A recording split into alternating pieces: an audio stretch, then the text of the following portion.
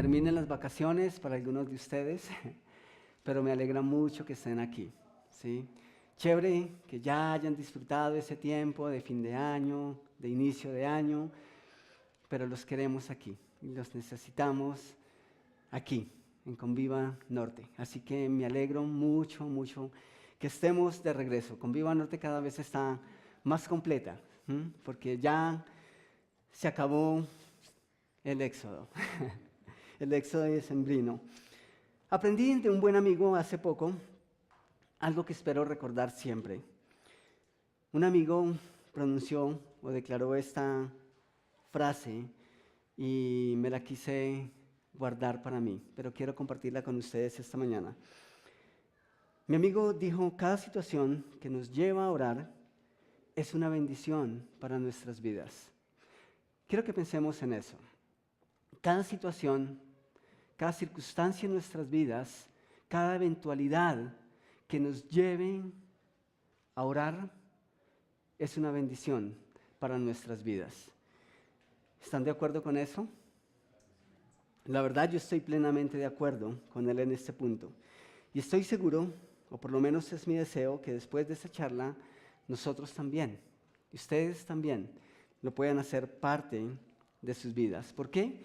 Porque cuando nosotros aceptamos una declaración como esta, cuando vengan esos momentos difíciles o cuando estemos acompañando a algún hermano, algún amigo en necesidad, nosotros podemos encontrar nuestro refugio en Dios. Entonces, vamos a poder comprender y aceptar que cualquier situación en nuestras vidas que nos lleve a estar de rodillas delante de Dios va a ser un privilegio y no una carga. ¿Cuántos de ustedes pudieran decir esta mañana que han estado luchando, llevando una carga los últimos meses o tal vez los últimos años? ¿Alguien podría levantar la mano? ¿Ok? ¿Por qué no han soltado sus cargas? Resulta difícil, ¿cierto? A veces una cosa es decir y saberlo en nuestra mente. Decir, Dios espera que nosotros entreguemos las cargas. Pero en la vida, en la realidad, a veces se nos complica y nos cuesta soltar esas cargas. Entonces, estas palabras que vamos a estar estudiando esta mañana pueden ser útiles para nuestras vidas. Pero hablemos un poco de esta práctica, de la práctica de la oración. Hablemos de eso por un momento. Hace 8 días hicimos un ejercicio después de la charla. ¿Recuerdan ustedes el tema de la charla hace 8 días? ¿De qué se trató la charla? Es tiempo de crecer. ¿Ustedes pudieron crecer esta semana en algún aspecto de sus vidas? Es difícil analizar en una semana el crecimiento, ¿cierto?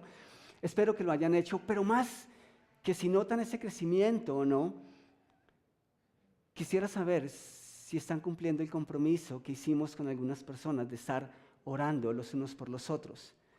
¿Lo estamos haciendo? Espero que sí, porque esa es una de las formas que Dios nos ha dado para crecer. Necesitamos a otros acompañándonos en ese proceso. Y espero que lo estén haciendo no como algo porque es vigente, porque lo hablamos el domingo pasado, entonces sentimos ese compromiso. ¿Saben? Estar cerca de Dios no tiene caducidad. O sea, debe ser todo el tiempo, cada instante de nuestra vida. No porque nos comprometimos con una persona a orar, o no porque estoy mal, o no porque estoy demasiado bien, sino que debe ser una práctica en nuestras vidas, el tiempo de oración. Y si no estuvieron el domingo pasado, pero están hoy, les recomiendo que vean la charla, ¿sí? En www.convivanorte.com. Vale la pena ver esa charla. Entonces, gracias por hacerlo. Gracias por tomar esas enseñanzas en serio y atesorarlas en sus corazones y llevarlas a la práctica. Esta mañana vamos a estar analizando una de las últimas conversaciones que Jesús tuvo con sus discípulos antes de ir a la cruz. Y está en Lucas capítulo 22, versículos 31 al 34. Quizá todos hemos leído este texto muchas veces. Y espero que como yo, ustedes esta mañana, descubran unas nuevas pautas para su vida a partir de este texto. El versículo 21 dice: Simón, Simón, mira que Satanás ha pedido zarandearlos a ustedes como si fueran trigo. Pero yo he orado por ti para que no falle tu fe. Y tú, cuando te hayas vuelto a mí, fortalece a tus hermanos. Señor, respondió Pedro, estoy dispuesto a ir contigo tanto a la cárcel como a la muerte. Pedro, te digo que hoy mismo, antes que cante el gallo, 3 veces negarás que me conoces. Esta es una de las últimas escenas en las que se ve a Jesús con sus discípulos antes de ir a la muerte. Y es a la vez uno de los momentos en los que la fe de cada discípulo va a ser puesta a prueba, tal vez como hasta ahora no había sido probada. Y en esa misma razón, en esa ocasión, Jesús, siendo consciente de lo que se aproxima para ellos, les da unas palabras de aliento. Aprovecha esa circunstancia para alentarlos y vaya que los alienta. Y si nosotros escuchamos atentamente estas palabras esta mañana, estoy completamente seguro que también vamos a recibir aliento. Jesús básicamente le dice 3 cosas a Pedro en los textos que acabamos de leer. Vamos a analizar la primera cosa que Jesús le dice a Pedro. La primera parte del versículo 21 dice: Satanás os ha pedido para zarandearlos como si fueran trigo. Es una petición perversa y no puede ser buena porque Satanás es perverso. No porque zarandear sea malo o sea perverso. Vamos a mirar que es una práctica útil. Pero los planes que el enemigo tenía al pedirle a Jesús o al pedir que los discípulos fueran zarandeados por él, sus planes eran y sus propósitos eran malos. Y algo semejante no puede venir de alguien diferente al enemigo. Pero ¿qué es zarandear? ¿Bailar cumbia? Casi, ¿cierto? Ok, estremecer, remecer, mover para lado y lado. ¿Qué más es zarandear? Estrujar, sacudir, ok. Dime. Pasar por la zaranda. ¿Ustedes conocen la zaranda? No la emisora. Pero la zaranda, y de hecho conozco muy bien la zaranda porque trabajé muchos años con mi papá en construcción. Bueno, de hecho trabajé mucho tiempo en construcción. Y cuando se necesita construcción, cuando se necesita preparar la mezcla, especialmente para unir los ladrillos a los bloques, hay mucha arena que viene con o semillas o que viene con piedras. Y uno tiene que cernirla o pasarla por la zaranda para que eso no obstruya el proceso de asentar los bloques o los ladrillos o las baldosas. Eso es zarandear. ¿Saben? En las palabras de un campesino, zarandear es el proceso mediante el cual el fruto es separado de la hojarasca o del tamo. Y es el contexto en el que Jesús se está refiriendo a zarandear. Es el ejercicio de quitar aquello que ya no sirve y sacar el fruto que sí es provechoso. En pocas palabras, es la última etapa de la siega. O sea, nosotros no tenemos el fruto en el supermercado hasta que el campesino haya separado el tamo del trigo o las hojas de los frijoles que nosotros nos comemos. Es así como funciona. También vivimos en el campo y cultivábamos, entre otras cosas, frijol y maíz, combinado con muchas cosas. Y ambos frutos tienen que pasar por el proceso de zarandear. Uno de los términos que se utiliza como sinónimo para zarandear es apalear. ¿Y saben qué es apalear? Es golpear. Y como el término lo indica, es tomar unas varas muy largas, aproximadamente entre 2,50 y 3 metros, y es tomarlas, el maíz una vez está seco, o el frijol una vez está seco, con todo y mata. Cuando se recoge el maíz, no se cogen las cacotas, se recoge toda la mata, se arranca. y se echan en un saco, en una estopa. Y se arman unos costales inmensos. ¿Y cuál es el siguiente paso? Darles garrote.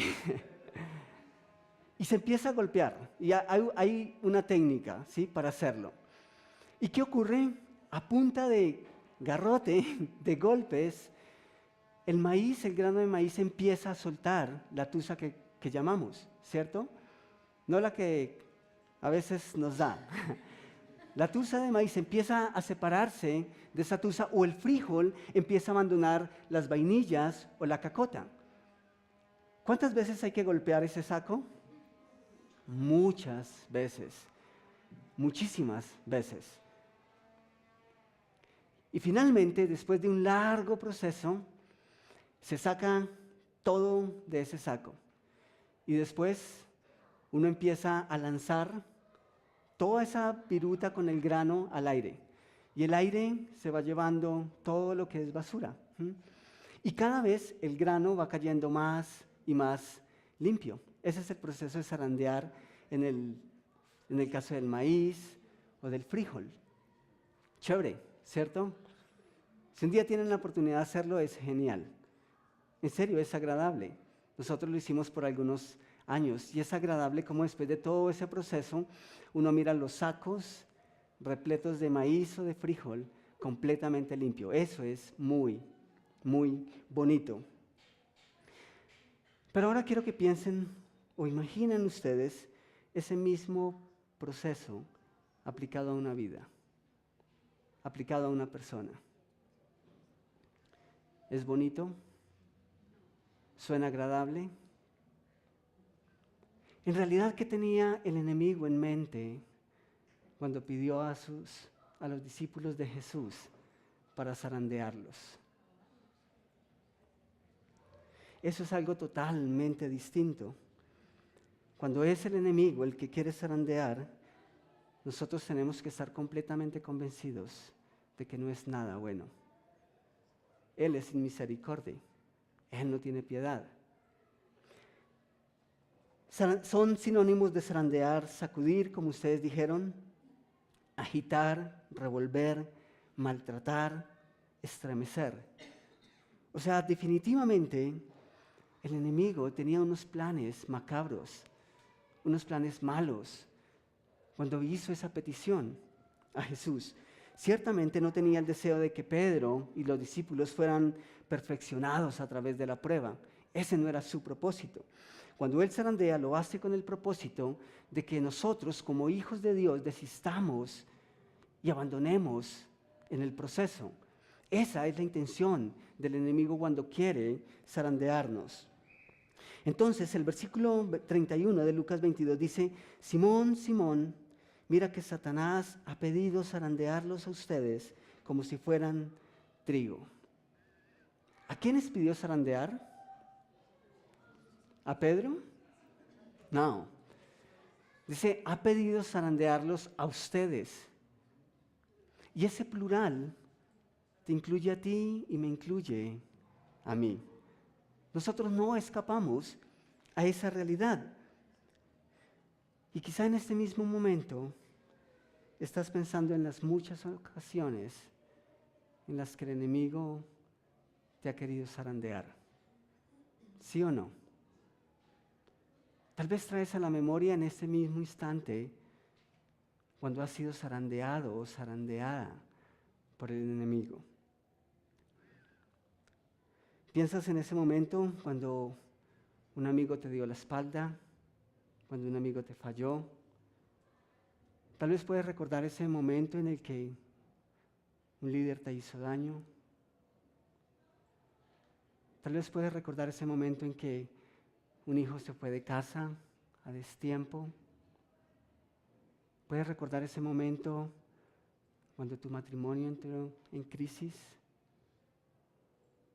Puedes recordar ese momento cuando te quedaste sin empleo y con una esposa e hijos a tu responsabilidad. ¿Eso es fácil? No, no es nada fácil. Y el enemigo es feliz cuando esas cosas vienen a nuestras vidas. No tiene nada bueno en mente cuando quiere zarandearnos.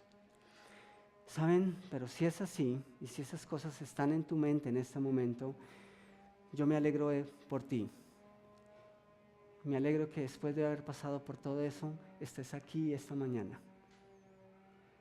Me alegro por ti, porque con toda seguridad, y tú me puedes corregir, tu fe no es la misma. Eso es cierto, y tú lo sabes. Me alegro por ti, porque el dolor que esas cosas pueden causar alimentan nuestra fe en el proceso. Y me alegro de que sea así, porque quizá esa es una de las evidencias más audaces y más precisas de que en realidad eres un hijo de Dios. Eso me encanta. Me encanta pensar en esas cosas. Ningún hijo de Dios puede escapar a esa realidad. Quisiera equivocarme en eso, pero temo que no estoy equivocado. Y temo que no estoy equivocado porque el enemigo nos conoce y sabe que puede sacar partido cuando nos puede zarandear. Él sabe eso y por eso lo pide. Él nos zarandea a personas incapaces de sentir miedo. Él nos zarandea a personas que no tienen miedo a la frustración o a la derrota. Es todo lo contrario. Pide seres humanos con toda su debilidad. Los discípulos habían visto y vieron tantas cosas al lado de Jesús, pero saben, la escuela no acaba con el milagro. La escuela acaba con la prueba. Y los discípulos estaban a punto de ser probados de una manera particular. De hecho, ¿notan cuando Jesús se refiere a Pedro? ¿Se refiere como Pedro? ¿Cómo le dice? Simón, Simón. ¿Saben? Eso es interesante. Jesús es totalmente consciente de la debilidad de Pedro, siendo Pedro el más impetuoso del grupo. Y Jesús no le dice, Pedro, Pedro. ¿Recuerdan ustedes qué significa Pedro? Roca. Y Jesús entiende perfectamente que en ese momento Pedro no es una roca. Pedro es un hombre como usted y como yo, con toda la debilidad. Y Jesús no dice, roca, roca. Jesús los ha pedido para zarandearlos como a trigo. No. Dice, Simón, Simón. Vulnerable, vulnerable. Terco, terco. Débil, débil. Jesús sabía perfectamente lo que iba a pasar un poco más adelante. ¿Y saben lo que hace Jesús en medio de esa charla? Versículo 32 dice, pero yo he orado por ti, para que tu fe no falle, o para que no falle tu fe. Y tú cuando te hayas vuelto a mí, fortalece a tus hermanos. ¿No les consuelan esas palabras? Especialmente si vienen de Jesús, son consoladoras. ¿Saben? El año pasado tuve un examen y no necesito confesar eso, porque ustedes lo pueden ver aquí. No soy el más valiente de todos los hombres. De hecho, a veces soy muy cobarde y tuve un examen médico el año pasado. Y como pocas veces he sentido miedo, en esa ocasión tuve mucho miedo, muchísimo miedo. Y un día antes de ir por los resultados de los exámenes, tuve que llamar a mamá. Y tuve que hablar con ella por una sencilla razón. Porque cada vez que yo hablo con ella, sus palabras al final es, Dios me lo bendiga, Dios me lo proteja, Dios me lo cuida. Y yo necesitaba exactamente escuchar eso. Lo necesitaba, tenía mucho miedo. Y necesitaba saber que mi mamá estaba rogando a Dios por mí. Para mí, mamá es una de las personas que más demuestra su fe. He visto su fe en ella de una manera especial y lo necesitaba esa vez. Para mí es especial. ¿Saben por qué es especial cuando nosotros oramos por nuestros hermanos? Por eso mismo. Porque es genial y es consolador cuando te encuentras con alguien y te dice, estoy orando por ti. Pero ¿saben? En este contexto, ¿quién está orando por quién? Jesús está orando por Pedro. ¿Saben? Con todo lo que significa para Albeiro la fe de su mamá. Mamá es una más pidiendo conmigo. Pero aquí vemos a Jesús, Dios hecho hombre, pidiendo a Dios Padre por fortaleza para cada uno de los discípulos. Eso es muy, muy especial. El punto número 2 en sus boletines, pero yo he orado por ti para que no falle tu fe. Eso es especial. Pero esperen un momento. ¿Cómo fue la oración que Jesús hizo? Dice, yo he orado por ti, ¿para qué? Para que no falle tu fe. ¿Podría ser más precisa esa oración? ¿Seguros? Cuando ustedes oran por una persona que tiene problemas con su jefe en la oficina, ustedes oran por el jefe, ¿cierto? Cuando yo tengo problemas con mi vecino, yo no oro para que mis oídos sean inmunes a la música que él coloca o al sonido que estamos escuchando en este mismo momento. Yo oro por el vecino porque es el vecino el que necesita cambiar, ¿cierto? ¿Cuántas de ustedes que son esposas, que son madres o que son padres, han orado, Dios, cambia a mi esposo para que él sea el hombre que yo quiero y que he esperado tener en casa? ¿Lo han hecho? Así que de alguna manera, si nosotros oramos, nuestra oración tal vez hubiese sido un poco diferente a la oración de Jesús. ¿No sería mejor si Jesús hubiese orado, Padre, encadena al enemigo para que de una vez por todas deje de colocar zancadillas a tus hijos? ¿Eso no sería más efectivo? ¿No es más directo? ¿No es lo que todos esperaríamos que Jesús hiciera? Tal vez sí. O tal vez, en esta situación en la que el enemigo está involucrado, Jesús no ora como muchos haríamos. Tal vez muchos oraríamos, Pedro, yo he rogado por ti para que nada de lo que consideres malo te llegue a pasar. Nosotros a veces oramos de esa manera. Ruego a Dios para que el tráfico esta mañana esté perfecto. Ruego a Dios para que el ánimo de mi jefe esta mañana o en este día esté santo. Oro a Dios para que los instrumentos un domingo en la mañana, un sábado durante el ensayo, estén perfectos. Pero Jesús no ora de esa manera. Jesús dice, he orado por ti para que tu fe no falle. Eso tiene un propósito impresionante. ¿Cuál es el propósito? Jesús ora para que la fe de Pedro no falte. La garantía de que Pedro no va a caer es Jesús mismo. Jesús interviene en nuestras batallas no para librarnos de las mismas, sino para que los fines del enemigo no nos hagan desistir. Esa es la razón por la que Jesús no quita nuestras batallas, no quita nuestras cargas. Al contrario, dice, yo estoy aquí en medio de la batalla, como cantábamos esta mañana, estoy aquí contigo en medio de la tormenta y no voy a hacer que la tormenta pase, pero puedes estar completamente seguro que estoy contigo en medio de la tormenta. Y puedes estar completamente seguro que estoy rogando al Padre para que tu fe no falte. Ese es el propósito de Dios y por eso su oración no es como muchos de nosotros haríamos. Porque los planes del enemigo es hacernos caer.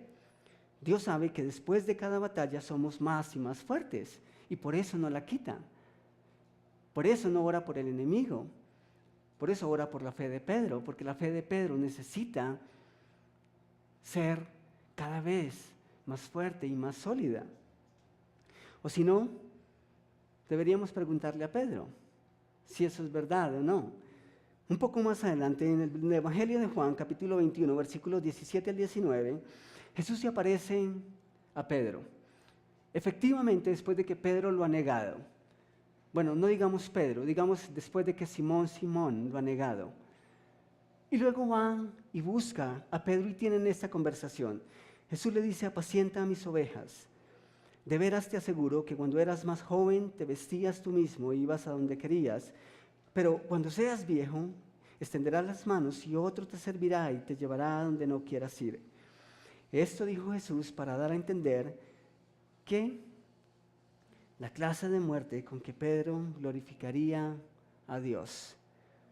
Después de esto añadió que sígueme, no estás desechado, ahora tu fe es diferente. Es como si Jesús le dijera: Pedro, caíste, pero ahora estás de pie. Y eso es lo que cuenta. Es como si Jesús dijera: Pedro, mi oración por ti fue contestada. El Padre te dio la fortaleza para que aun cuando sentiste que estabas caído, recobraras tu fe. Es como si Jesús le dijera: Pedro, no importa cuál dura haya sido la batalla, tu fe ahora no es la misma. Y entonces le dice: sígueme. Eso es especial. Y en Lucas, versículo 32, la parte B, dice: y tú, es la tercera cosa que Jesús le dice a Pedro, y tú, cuando te hayas vuelto a mí, ¿qué? Fortalece a tus hermanos. Ese es el tercer punto. Y tú, cuando te hayas vuelto a mí, fortalece a tus hermanos. ¿Saben? Pedro es el personaje de quien los evangelistas más nos permiten ver y conocer acerca de su experiencia con Jesús, por lo menos en el momento de la muerte de Jesús. No digo que los otros no sufrieron, pero es particular lo que los evangelistas relatan acerca de Pedro, y tiene que ver con el preámbulo. Ninguno de los discípulos prometió tanto como Pedro. Ninguno de los discípulos parecía estar tan firme como Pedro. Entonces tiene sentido que los evangelistas nos hablen un poco más de él. Pero por esa misma razón, Pedro se convierte en la provisión de Dios para sus hermanos. Él es la persona precisa para fortalecerlos y para fortalecernos en esta mañana también a nosotros. Pedro fue consolado por Jesús. Él debe hacer lo mismo por sus hermanos. Jesús oró por Pedro. Pedro debe orar por sus hermanos. Jesús ora para que nuestra fe no falte en medio de las pruebas, en medio de nuestro crecimiento y compromiso. Es nuestra responsabilidad hacer lo mismo por nuestros hermanos. Así que Dios no impide que algunas cosas nos sucedan en nuestras vidas y en nuestras batallas, pero está comprometido completamente con cada uno de nosotros, rogando al Padre por nuestro bienestar, especialmente porque nuestra fe no falte. Vienen batallas, vienen pruebas, pero cada vez nosotros podemos recordar que Jesús ora por nosotros. En conclusión, si hay una situación que en tu vida te lleva a buscar a Dios, entonces eres bendecido, eres bendecida. Da gracias a Dios porque te permite tener esa identidad con su Hijo, Jesús, quien también oró en medio de la angustia.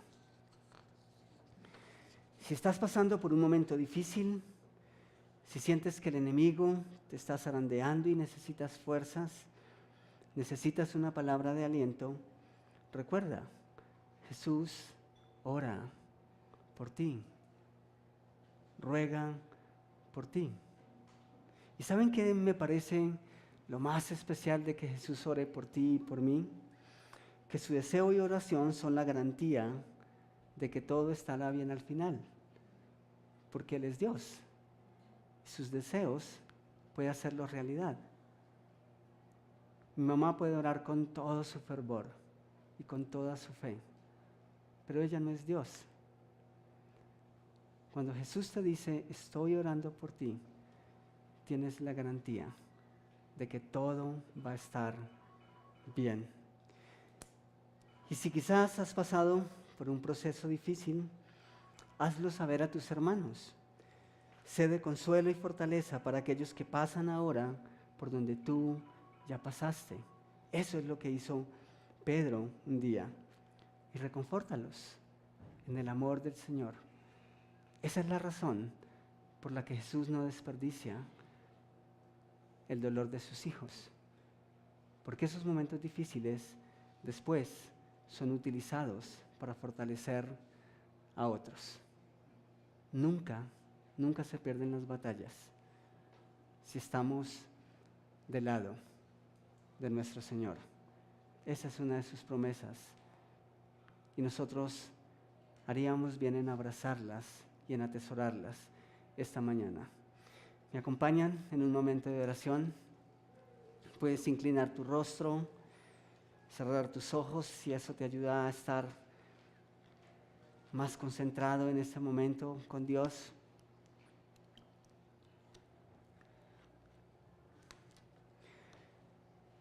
No sé cómo está tu vida en este momento. Tal vez acabaste de librar una batalla. Y tal vez estás convencido de que Jesús peleó por ti, peleó contigo. Tal vez tu fe ahora no falta y tal vez está más fuerte,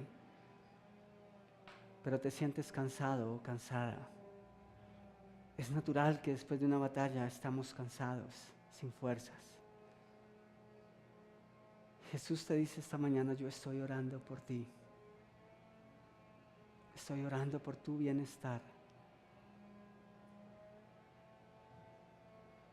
Tal vez estás en medio de esa batalla. Estás en medio de una prueba, de un momento difícil en tu vida y tu fe está siendo probada. Sientes que el enemigo te zarandea y tal vez sientes que ya no puedes más. Jesús conoce tu debilidad y por eso te dice esta mañana, estoy orando por ti, estoy pidiendo al Padre por ti. O tal vez estás aquí esta mañana y dices, yo no sé cómo enfrentar esto. No sé cómo llegar ante Dios. Ni siquiera sé quién es Dios. Tal vez piensas en tu corazón, ustedes hablan de un Jesús que yo no conozco.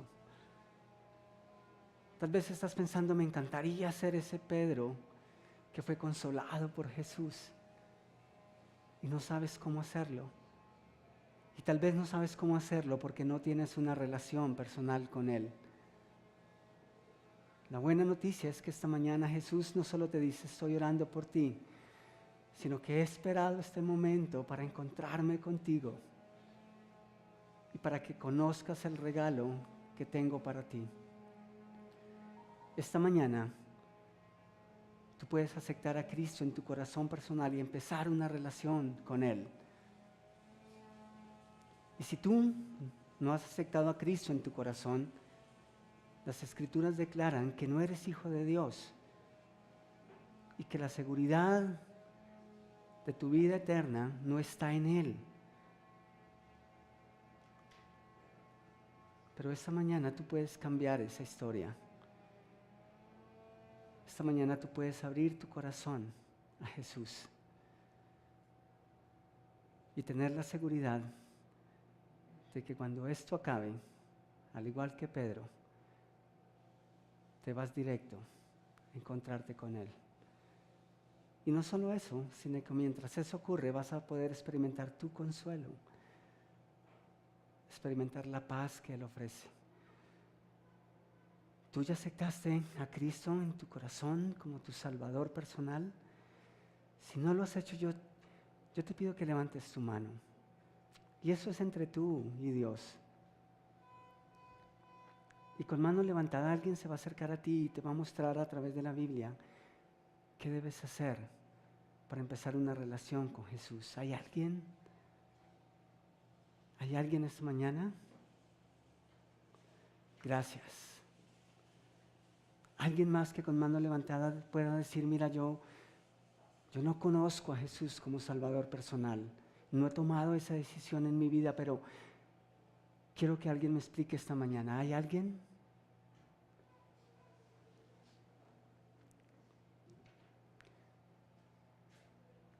Tal vez no quieras hacerlo en este momento. Está bien. Tal vez quieras hacerlo al final y quieras preguntar a la persona que te invitó, o quieras acercarte a mí o a cualquier persona de la congregación. Pero si Dios está tocando tu corazón, por favor, escúchalo. Y no salgas de este lugar antes de haber solucionado tu situación delante de Jesús. Padre, te alabo por tus promesas, por tu compañía y por pelear junto a mí la buena batalla.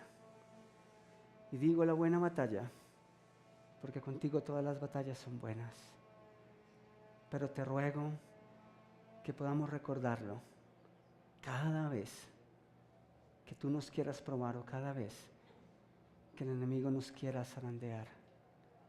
Te ruego que nuestra fe nunca falte. Y te ruego que nosotros podamos recordar tu oración siempre. En tu nombre, amén.